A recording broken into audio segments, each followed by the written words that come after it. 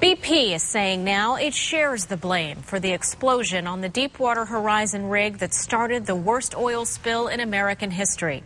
Kristen Dahlgren has details now from the company's internal report on the Gulf oil spill crisis.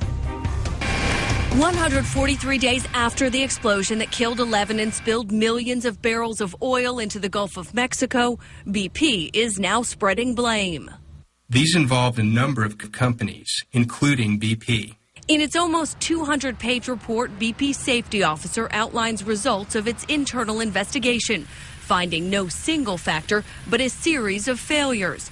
From cement poured by Halliburton that didn't stop gas and liquids from flowing up the production casing, to the misinterpretation of a key pressure test by BP and rig owner Transocean, to the failure of that crucial blowout preventer on the sea floor.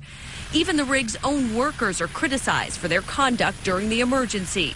In a statement, incoming CEO Bob Dudley reiterates the explosion was, quote, a shared responsibility among many entities.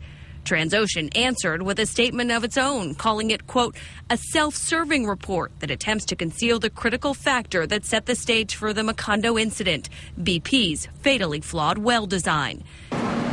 And the government will come to its own conclusions as the FBI begins to inspect the blowout preventer recently raised from the sea floor, now key evidence in the Justice Department's criminal investigation, as it tries to determine who it thinks is to blame and how they should pay. Kristen Dahlgren, NBC News, Washington.